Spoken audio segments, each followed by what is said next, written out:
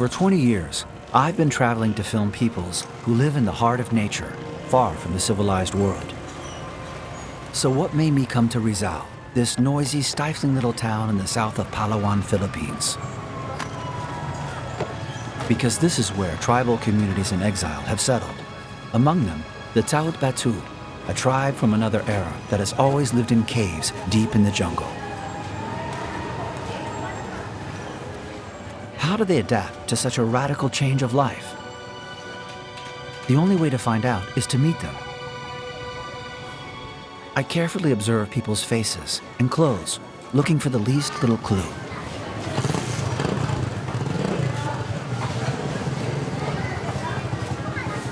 Then here they come, barefoot and single file, as if walking along a path in the forest. One of them even carries a blowgun.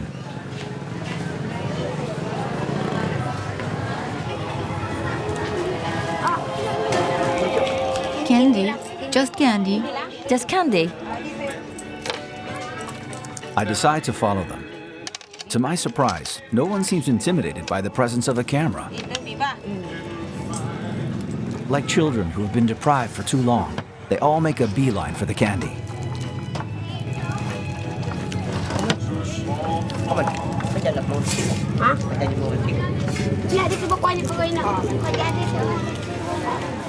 Their promenade continues, and along with it, for me, the funny feeling of being the invisible man. But the Taaw't Bato are too distracted. They don't know where to look next. It's true you can find anything and everything at the Rizal market. No doubt that's why they're here, spellbound by such abundance. These are pretty. Are they on sale? What about these? They're expensive. And these? They're cheaper. These must be in style. Not easy to resist. Not easy either to enclose feet like these in shoes.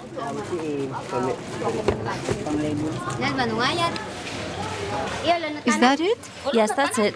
Really? Yes. How much do you need? Only 500 grams? At last, a first glance. Perhaps to make me their witness? There's more than 500 grams. I'll give you a little more. It's Christmas. Thank you. The butcher is not very welcoming, to say the least. Clients are judged by their looks, and she obviously knows who these clients are. I only know one. They come from the Taaw't Bato tribe. Do you know how they live? Where they live? They live in the mountains, and they're very poor. Just look at them. Look at their clothes. They've got nothing. That's why they look so destitute. Don't go away. I'm going to get something for you. One of the family members is pulled aside. I can tell something's up, since everyone seems struck motionless, unsure how to react. This is for you. Put it on, okay? It's going to look great on you. Take that off first. It's going to suit you perfectly. Look, look. What is it? It's a shirt. Put it on. It's an expensive item. It's very nice. An American brand. It's too big. Is it too wide? It's a size 5. No, it's the perfect size for you. It really suits you. The quality's excellent. You won't get cold when you're up in the mountains. It's thick. You look great. Look over there. The Americans are filming you. Keep it on. Take it off for now. And this is for you. This is much too big for me. It looks great on you. Can I buy you a blowgun? The clothing salesman is only too happy to be filmed, and he hasn't finished yet. He continues making fun of the group, now turning his attention to the man with the blowgun. Can I kill a pig with this? I can? Really? And what if I shoot a person with it? Could I kill him too? So it really can kill, huh? Can I have an arrow? Is this where it goes? Ah. Is it dangerous? It's scary. Wow, nice shot. All right, bye. Gotta go now.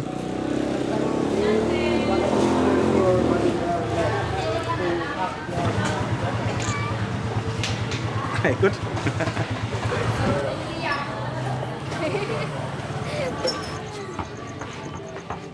I can tell the Taaw't Bato try to be like everybody else when they're in town. But when it comes to fading into the crowd, becoming Philippine citizens, that seems pretty complicated.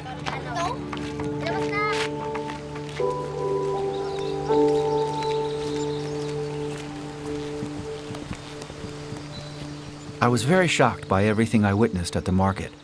No matter what they do or where they go, they're all stigmatized. I'm not sure if it was my looks of compassion that moved them, but in any event, the Taaw't Bato have agreed to let me follow them home.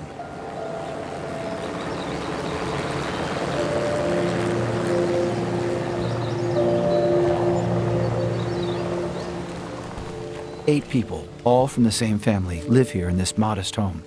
Undoubtedly the culmination of their dream.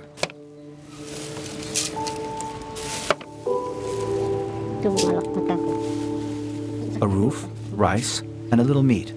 Nothing could be more ordinary for millions of Philippines, but surely not for them.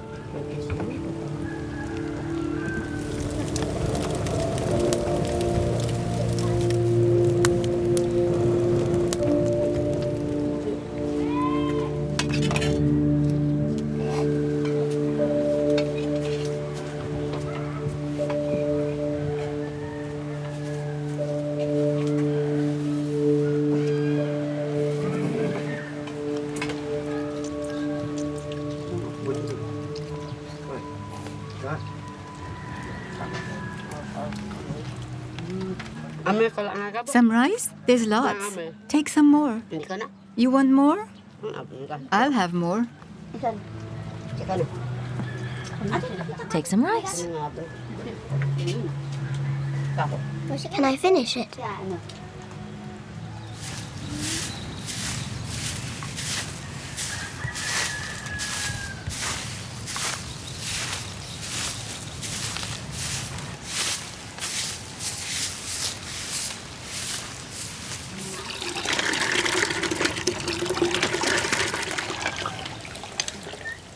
I'm well aware that the fate of tribal communities is a thorny topic for the authorities. To put it bluntly, they'd rather not talk about them at all. I also know that I'm not allowed to be here, even less so with a camera. But the owner, who is not just anyone, is out. She's the one who Bindad works for, even on Sundays, the one they call Captain, the representative of the village of Ronsong. The other members of the family, like Kalakan, aren't paid. They lend a hand, sweep and weed the courtyard, water the garden. Taaw't Bato, who've always lived in the middle of the jungle, are forced to pull out every last little blade of grass.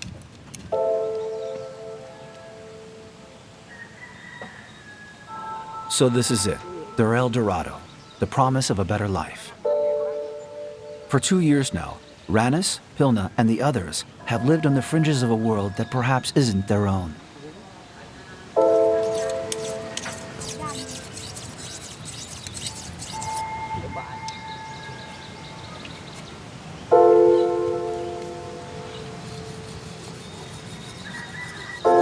One evening, Bindad and Kalakan want to show me who they are, that they haven't forgotten their past life, that living in the jungle is not something you can take for granted. Better yet, that hunting is an art.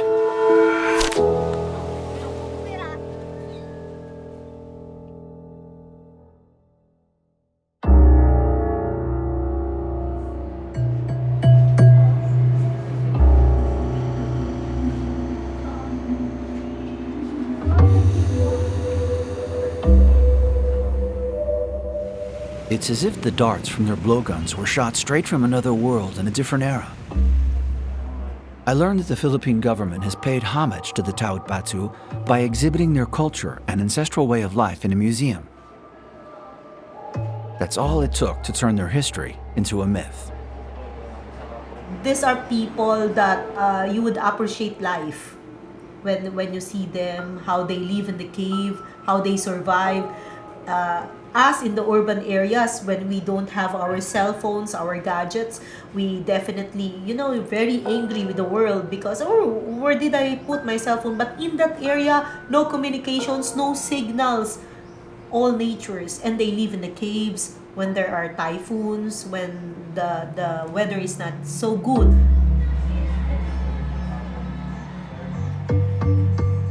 In 1978, the Western world was astounded to discover the existence of a previously unknown tribe. Whoever could have imagined that human beings still lived in caves in the middle of an unexplored jungle on the island of Palawan?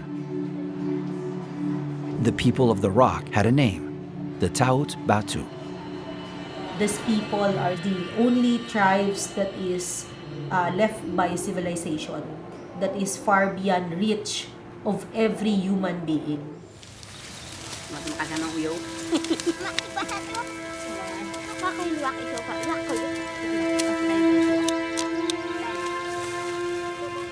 I can't shake the image of those plastic figurines displayed in a cardboard cave. Now I can no longer look at the family the same way. I know they've always lived in caves, light years away from urban life. And here they are weeding a taro field under the blazing sun.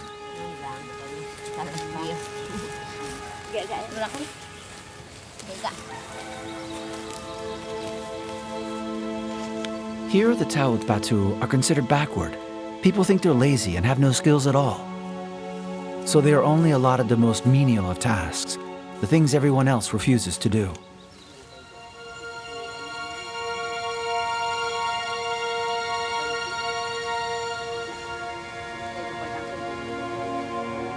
The more I observe Calacan, the more I have the impression of watching a bird turning circles in its cage.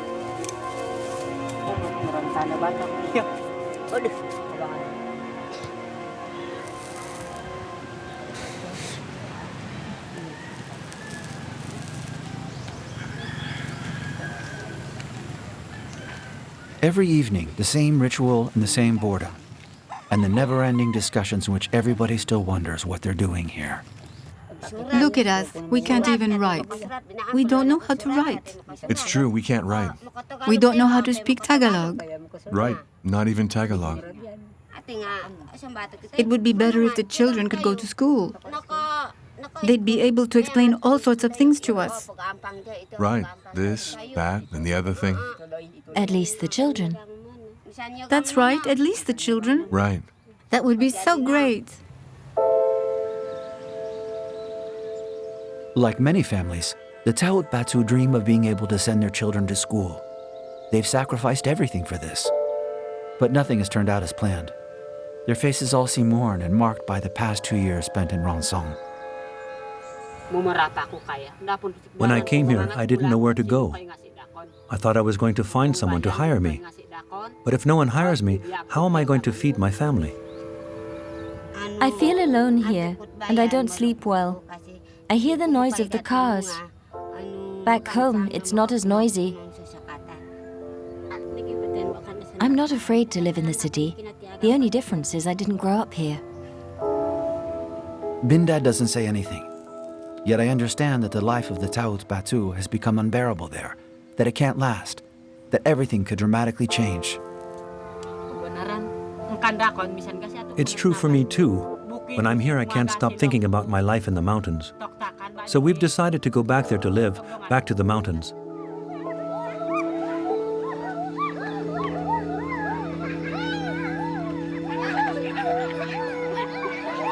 Go back to live in the mountains. That was in the cards. But I still find it hard to believe. If merely talking about their troubles isn't enough for the Taaw't Bato, and they really do decide to leave the city behind, I will have to choose. Either leave the Philippines, or else try to go along with them.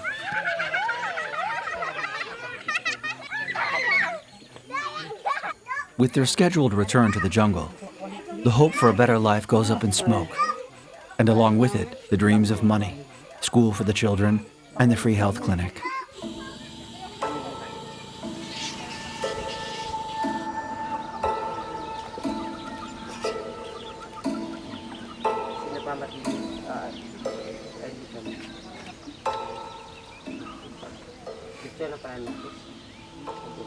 A morning like any other, well, almost. In a heavy silence, the Taaw't Bato put out the fire of their former life and prepare to leave. But half of the family are missing. Could Bindad, the only one who earns money, be obliged to stay behind?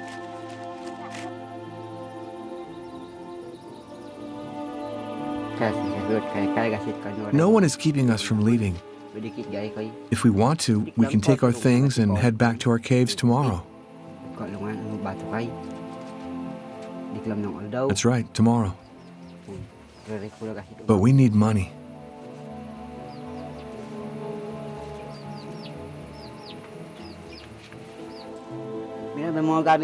We can't afford to buy certain things.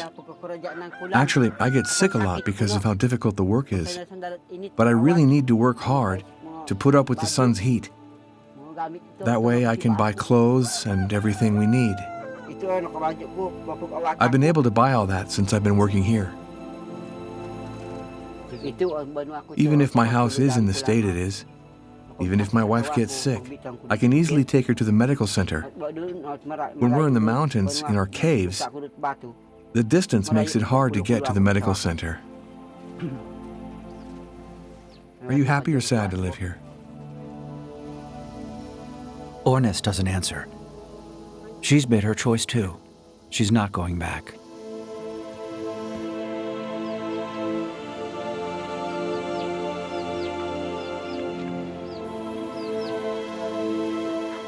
Over the days, it has become clear that the two sisters were inseparable. But today, each of them has chosen her own path. For Ornes, the city. For Ranis, the mountains and jungle.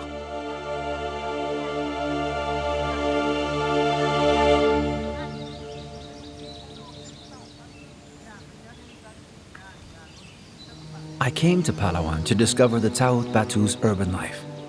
And now here they are heading back home, up there in the mountains. There's no time to mull it over. I decide to follow them, turning a deaf ear to the museum administrator's warnings. If you do not plan your trip going there, it's very hard, very difficult. The train is so difficult, so tricky, so treacherous, so, a lot of dangers going there. The danger everyone's terrified of is called malaria. The last 3 filmmakers who set foot here didn't survive. I've also heard about groups of rebels who had best be avoided. Not to mention the insects, scorpions, and snakes.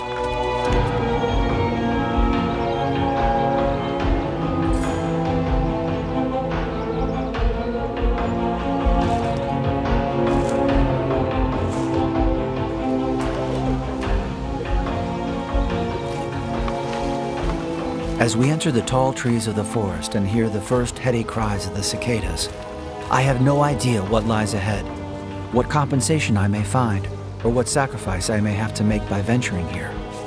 All I know is that this journey to the edge of the world will make its mark.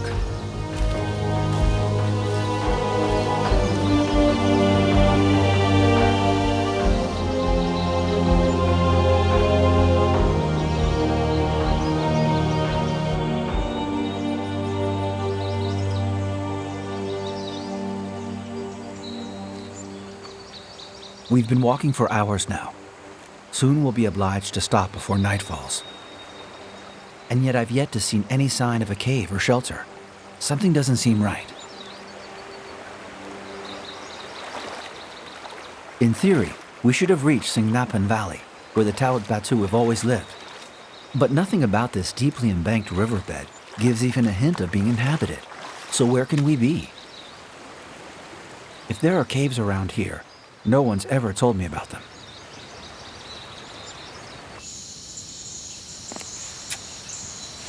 I got a cut. It looks deep. You're right, there's a cut on the side. Right, it's deep and it's already infected. Yes, there's pus. How can they walk barefoot in the forest? The least little scratch can easily become infected. It needs to be treated quickly. To remove a splinter, a wooden blade seems to work better than the blade of a knife. You're right, I see it. I'll try to get it out. Hope it's not serious.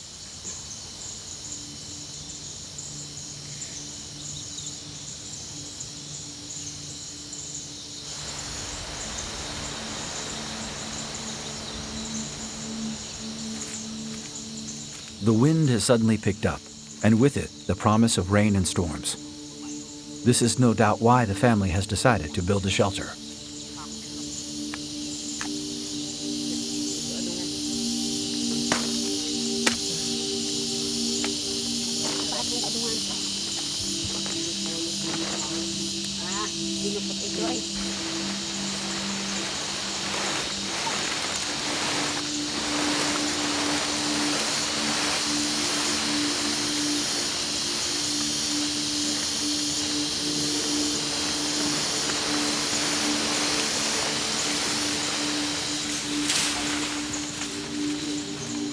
The heat and humidity are unbearable. It's over 40 degrees Celsius. But that doesn't stop the Taaw't Bato from working hard. They find everything they need right at their feet.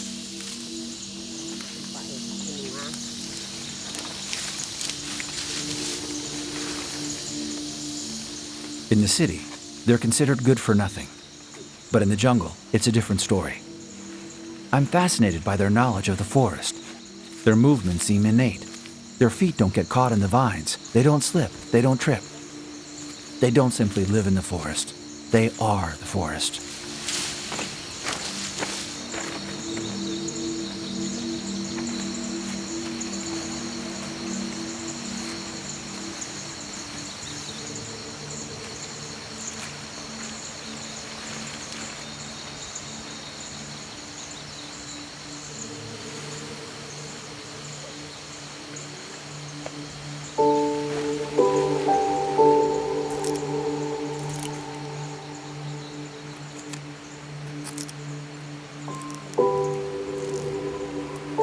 Can you show me how to do it?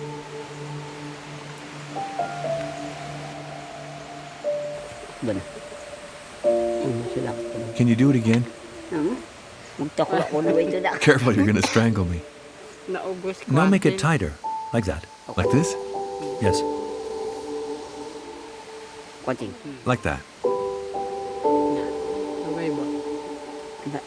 Is this right? Go on, pull. See? I did it. Sure, it's easy. A hut in the jungle.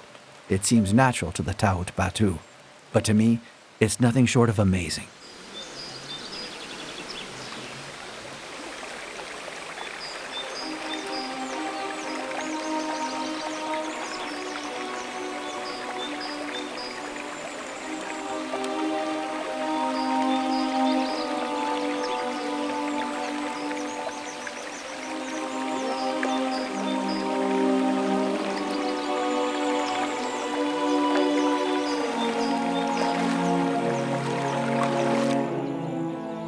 At daybreak, the Taaw't Bato set off once more. It's impossible to know where they're going. All I do know is that once again, we shall confront the jungle and climb mountains.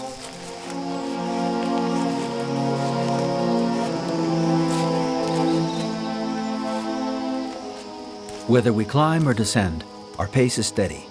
Inik and Inao are the first two words in Palawan I learn, up and down. And Patarun, of course, wait.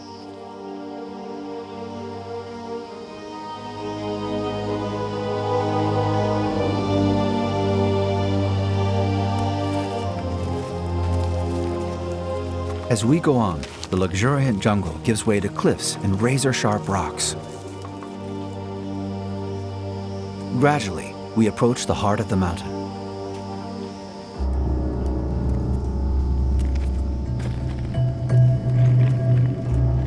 With Ranis leading the way with her flashlight, the Taaw't Bato suddenly leave the light of day behind and slip into the darkness of a cave. This time, I have no choice. I blindly follow along behind Kalakan. But the tunnel gets narrower, and we can't even stand up anymore. Where in the world are we?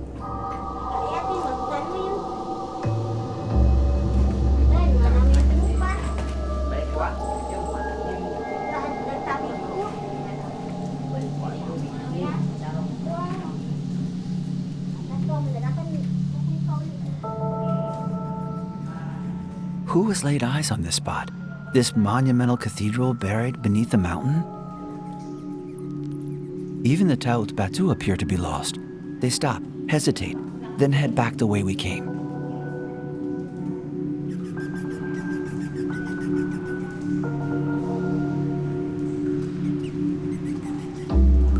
seems impossible not to lose our bearings in this endless labyrinth.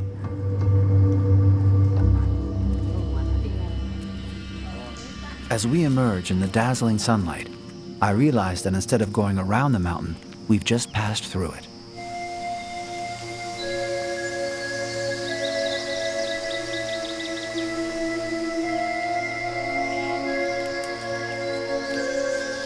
The climb seems endless.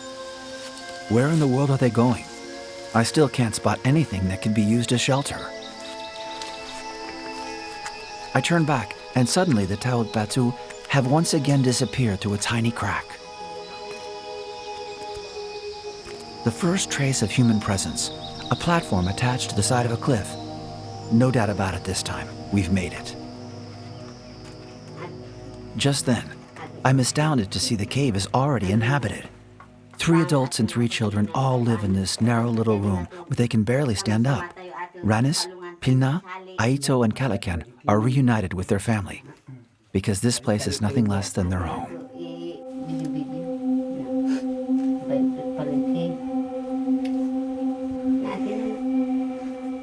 Near the entrance to the cave sits an old man who is practically naked.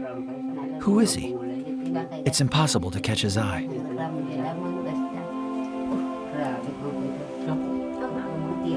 I find myself plunged into a different time, a distant era when all our ancestors still lived in caves.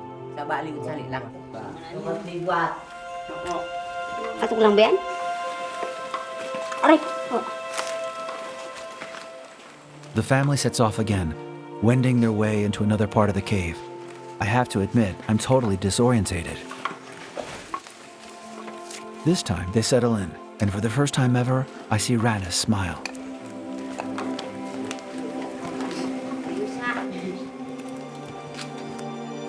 Aito and Pilna climb up a wobbly platform that looks like it's been there forever. I suppose this is where they're going to sleep.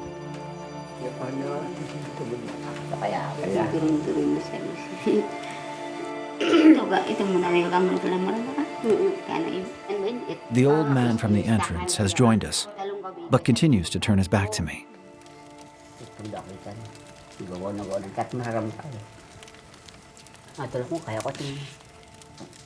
The minutes slowly slip by around a campfire that protects us from mosquitoes.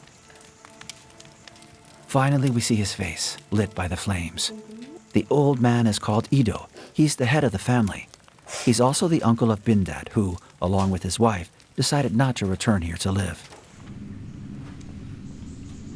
Inside the cave, a chasm several meters deep gapes down into the bowels of the earth. I have to admit, it's very unnerving. You'd have to be born here not to be afraid of falling.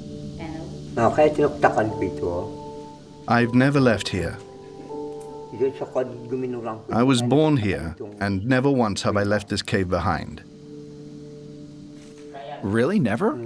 No, I've never left this place. I go down the mountains sometimes, but I never venture far from here. It's impossible for me to leave these mountains. It's where I grew up, here in the jungle. Your children, too? Yes, my children too. All my children. Not just me, but all of us.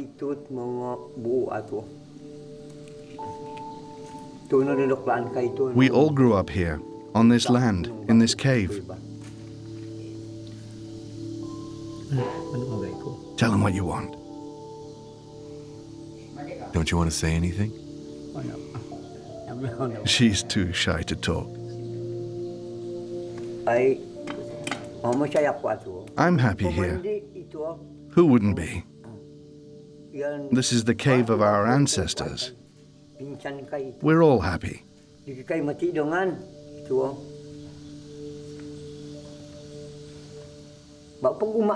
If we lived outside the cave, we would have no place to protect us.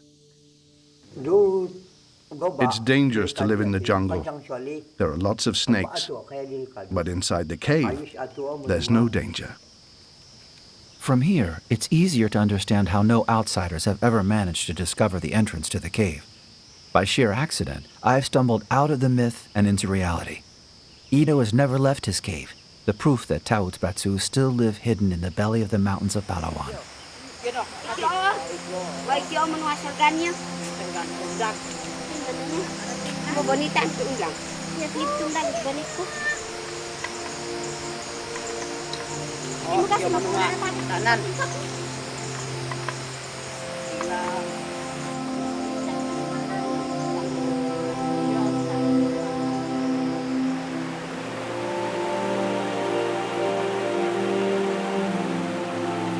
This morning, the entire family has gathered to fish.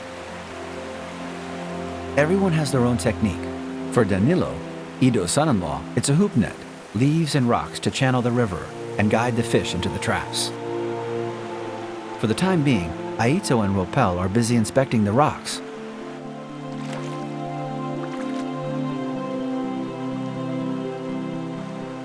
Ido gathers crabs as if he were plucking flowers from a garden.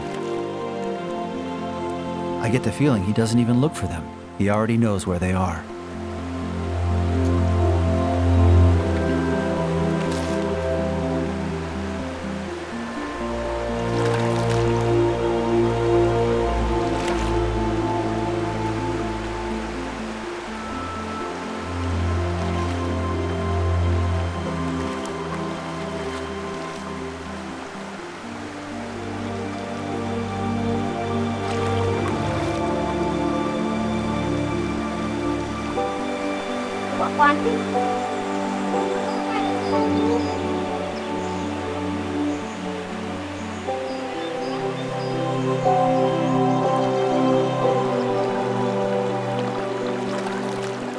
The ingenuity of the Taaw't Bato is inexhaustible.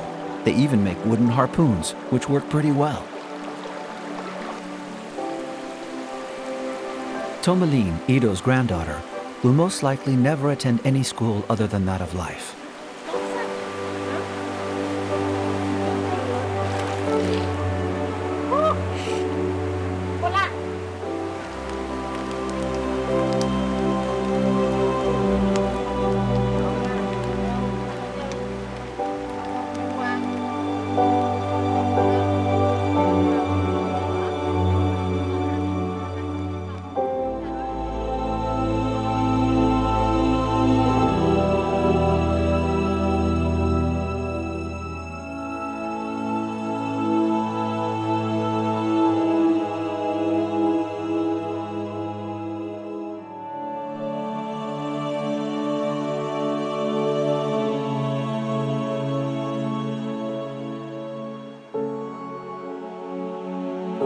It's stifling hot, but the water is ice cold. For the first time, I can tell Aito and the others truly feel at home, peaceful, appeased, in harmony with their way of life.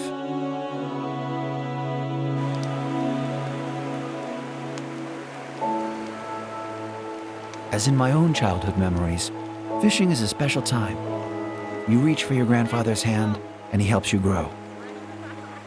These moments of innocence seem so insignificant, but leave deep memories that last even into adulthood.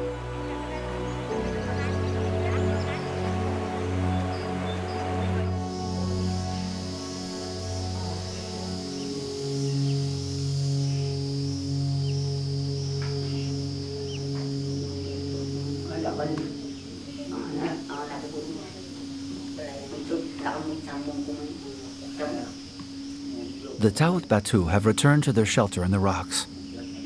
But the mood has shifted radically. I can tell something's wrong. And Ranis is the first to open up. How can we not feel sad?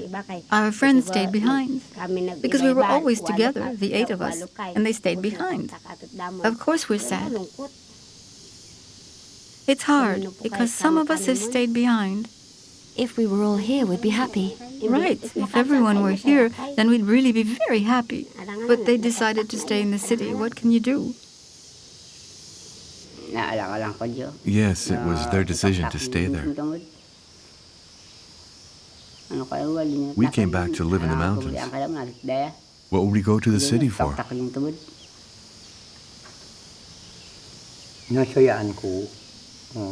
I feel happy. I've welcomed my brothers and sisters. It's good that we're together once more, here in the mountains. I don't want to go live in the city, even if there are also good Taaw't Bato there, like here in the mountains.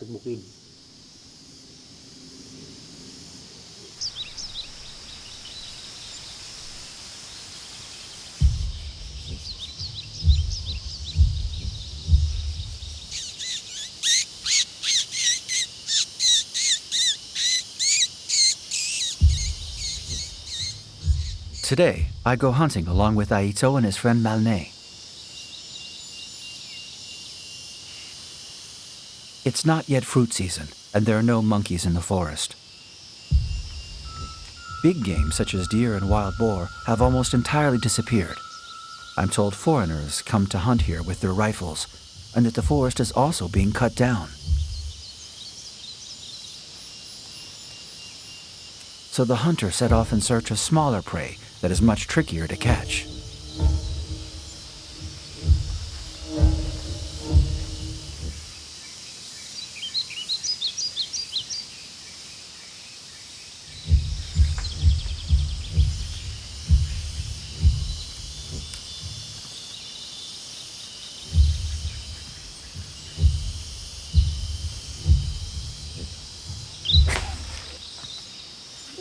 I think I got it.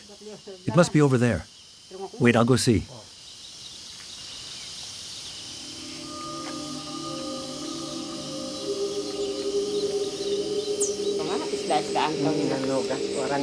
Here's our dinner, You're right. but it's not enough. No. It's noon. It's already late. Look up there. There's more and more of them.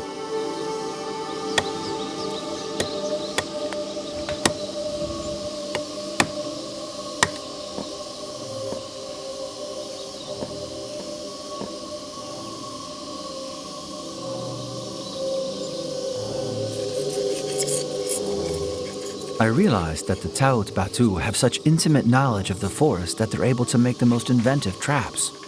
A long, sharpened stem coated in sticky, fragrant sap is used to attract birds.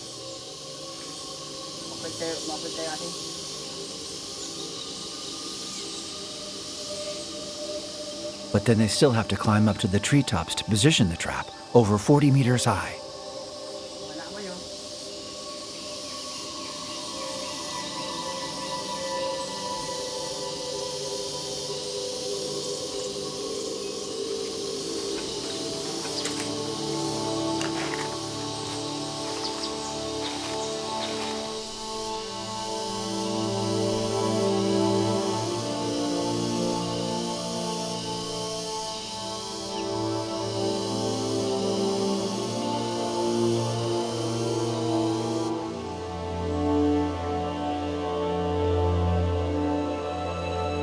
Ido and Calacan hunt underground.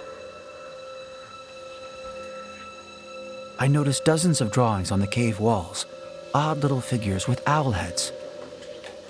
Could this be a hidden treasure no one has laid eyes on before?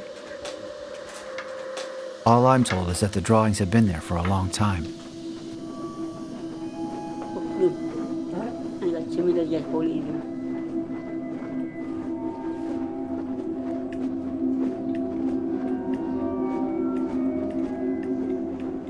Using long rattan branches tipped with thorns, the hunters launch into a curious performance.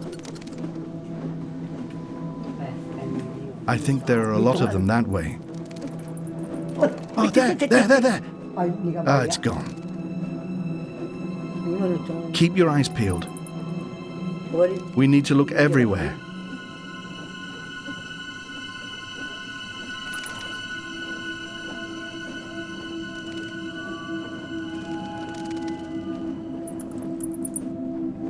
There. There's loads of them. There, go on. The bat's ultrasound is very useful for navigating in the dark. But since the trap is in constant motion, it's impossible for the bats to detect it. There's only one. What I see is simply incredible. Ah, it's biting me. It's biting me.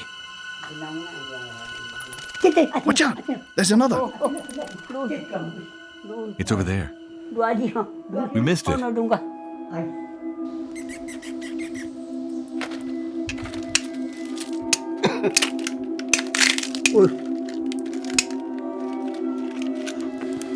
Murang ranggas. Ranggas iba, kayu. Ido will never know that as I watched him, my mind immediately jumped to the lighter buried in my pocket. I'm very impressed by what I witness, and above all, extremely moved. When Ido moves on from this world, a chapter in human history will be closed forever.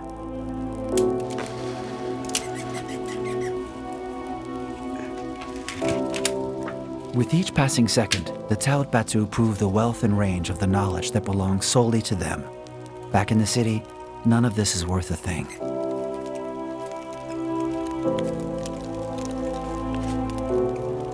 In the caves, they know bats are an indispensable source of nourishment for the tribe. This is probably what has allowed them to survive, and for so long. Even if there's not much to eat, Karakan and Ido adore grilled bat. Like all people of the rock, it's what they like best. Today's my lucky day. Nobody offers me a taste.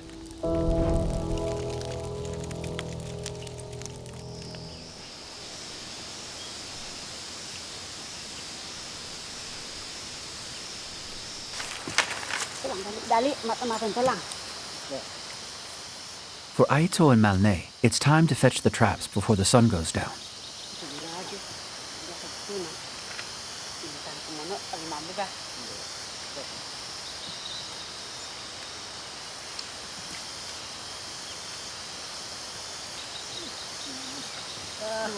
Up there in the trees, I witness a rebirth. Young Aito, so forlorn in the city, is so visibly happy to be there.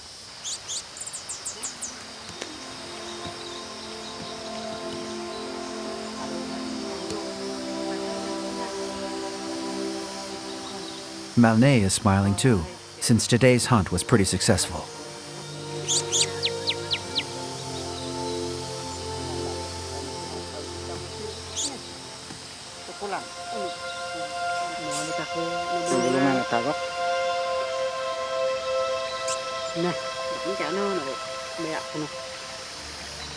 This will be enough. We're going to be able to bring back a meal. We just need to take the good pieces.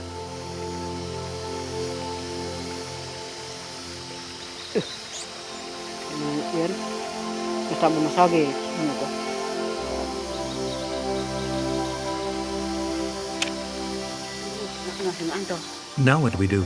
We've got enough. Look, it's stuck to my finger. It's really sticky. It sure is.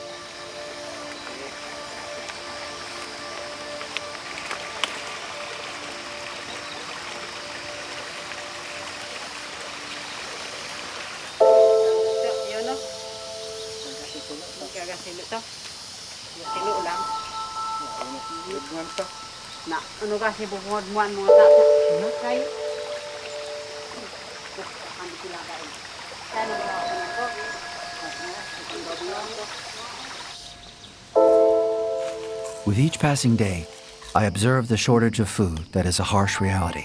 The Taaw't Bato have no reserves stored up, and in spite of all their efforts, they struggle to survive. Who wouldn't be worried about not having enough to eat?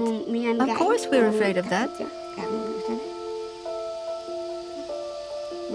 Don't you agree? Of course we think about it. We have just enough food. We really need to go out and look to make sure we have enough for meals. We've got just enough manioc. Right? Just enough. We also have to find meat. That's what we do.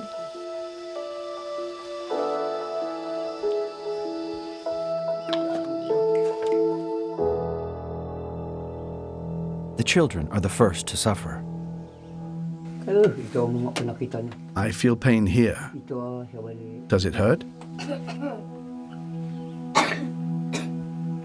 To fall ill or get injured here is a serious matter. Today, 2 neighboring families have come to see Ido. With no hospital or clinic nearby, their only choice is to come here. The cave becomes a makeshift doctor's office, where I discover a rather special practitioner. Can you turn over?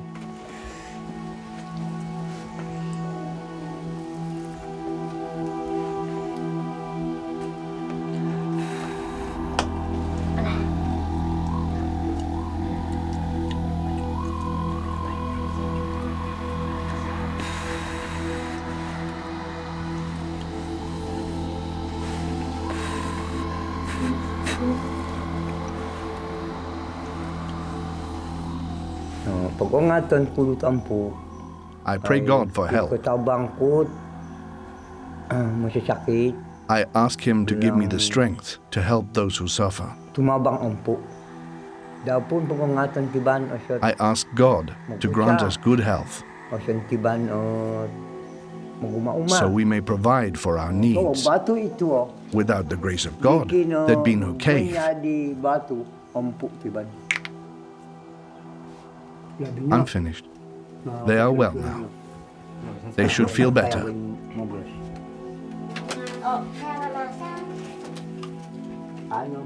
Ido is a highly respected shaman, perhaps the last in his community. I was taught to heal the sick first by my grandparents and then by my father.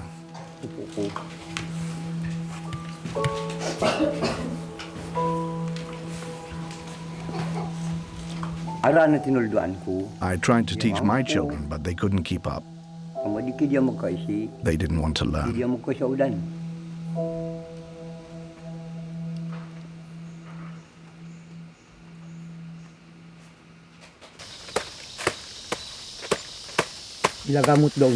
Its leaves are also medicinal. Do I cut it here? Yeah, right there.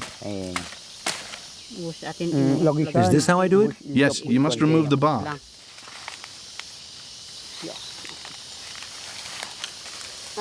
Ah, here's one. At last, Ido the shaman can pass on his knowledge. Aito never went to school, but here, he's a model student. He wants to learn all the secrets of the forest plants. First you rinse it, then you put it in a pot and boil it. When it starts to boil, I breathe it in. you inhale the steam deeply. It reduces fatigue, and it's good medicine for the lungs. Got it. Take this, it's anturan. You take a leaf, roll it in your hands to release the sap, then you rub it here.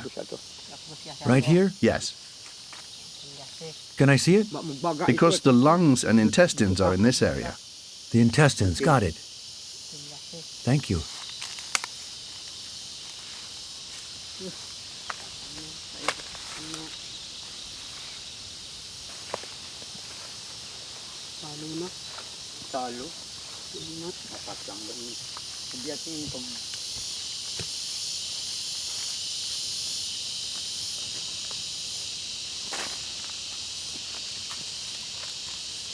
This one's called bagit bagit.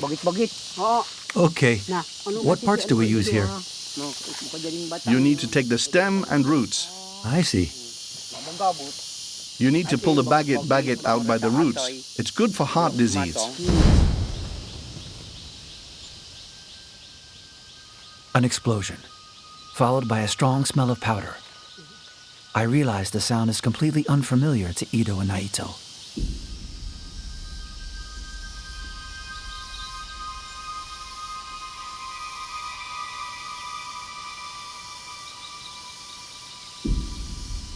Yes, I was scared.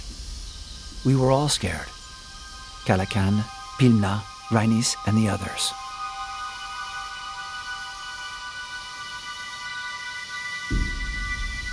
By some miracle, no one was hurt. Only a scar. A crater 10 meters wide, not far from the cave. Who was the bomb meant for? The Taaw't Bato to intimidate them? Or for the outsiders that no one wants to see here? I know it's not safe for me anymore. I have no choice but to leave the jungle, distressed and traumatized. But the Taaw't Bato are going to stay because they don't know where else to go, and because this final refuge is their home, until proven otherwise.